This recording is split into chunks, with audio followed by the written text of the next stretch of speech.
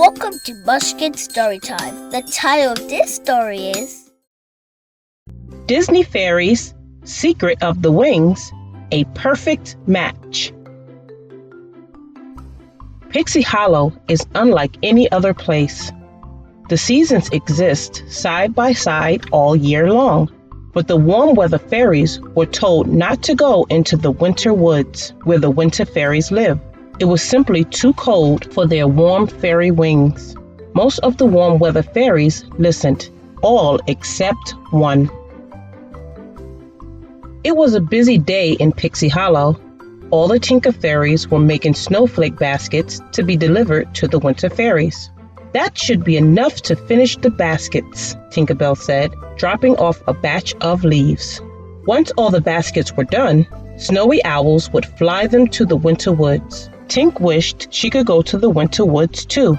I can't believe we make the baskets, but we don't get to take them to the winter fairies, she complained to her friends, Bobble and Clink. We wouldn't last a day in that cold, Bobble said. A few minutes later, Tinker Bell spotted her friend Fawn, an animal fairy. Fawn was taking animals across the border to the winter woods. Tink volunteered to help. At the border, Tinker Bell looked across to a beautiful snow-covered world. While Fawn was trying to wake a sleeping marmot, Tink jumped across. Suddenly, Tink's wings began to glow and sparkle. "Whoa," she said in awe. It was amazing, thrilling, unexpected, and very, very strange. Fawn quickly yanked Tinker Bell back across the border. "Your wings! They're freezing!" Fawn cried. But Tinker Bell was too curious about what had just happened to worry about being cold. What had made her wings sparkle? After a healing talent fairy helped warm her wings, Tink headed to the library to do some research. She found what she was looking for, a book about wings. But a bookworm had eaten through some of the pages she needed. Tink was told that she could learn more from the keeper who lived in the winter woods. There was only one thing for Tink to do.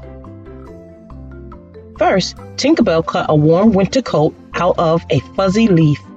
Next, she made a pair of furry snow boots. Then, she packed the rest of her things in a satchel. Fully dressed for the cold, Tink tried to fly. But with her wings tucked inside her coat, she fell right over. Good thing she had a backup plan. Tink would get to the winter woods by hiding in one of the snowflake baskets. She snuck into the basket and hid. Then, a snowy owl grabbed the basket and flew off. It was a very bumpy ride. Soon, Tink arrived in the winter woods. There was just one problem. Her book had fallen out of her satchel. A winter fairy spotted the book and picked it up. Tink secretly followed him. The winter fairy headed to the Hall of Winter. Tinker Bell gasped as she went inside. The grand icy chamber was packed with books chiseled out of ice. Just then, Tink spotted the keeper. He was hard at work, carving books at his easel. "Keeper! Keeper!" Tink suddenly heard a winter fairy say.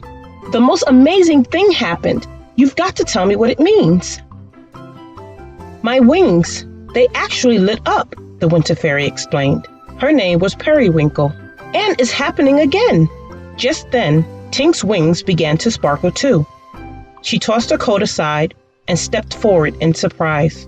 The two fairies approached each other as their wings shimmered. The keeper, whose name was Dewey, shook his head in disbelief. He had never seen anything like this before. "I've only heard of this," he began. "Follow me." Dewey guided the girls onto a giant snowflake.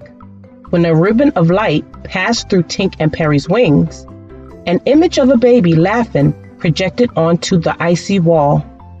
Then the laugh split in two. One half headed to the warm part of Pixie Hollow. The other half headed toward winter. Tinker Bell's eyes widened. Two fairies born of the same laugh. So that means She and Perry looked at each other in awe. "Sisters!" they exclaimed in unison.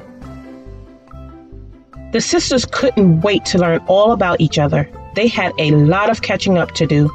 "I'm a frosty fairy. I frost things," Perry said. "And I'm Tinker Bell. I'm a tinker. I tinker things? Perry asked, giggling. Perry and Tink discovered that they had a lot in common. They both liked to wear white pom-poms on their shoes. They both liked to collect lost things, although Periwinkle called them found things. They also both liked butterflies, or at least Perry was sure she would if she ever got to see one. And Tink and Perry's favorite star? The second star to the right, of course. Later, Periwinkle took Tinkerbell on a tour of the winter woods. Tink was amazed by the wintry world her sister lived in. They went ice skating and ice sliding. Then they visited the frost forest. They watched frost fairies spinning frost as delicate as the finest lace, and snowflake fairies creating beautiful icy snowflakes. A little while later, the moon began to rise and the air grew colder. It was time for Tinkerbell to return home. "Goodbye, Perry," Tink said, giving her sister a hug. But they were not sad. They both knew it wasn't really goodbye. They were sisters, born of the same laugh, and nothing could keep them apart. The end.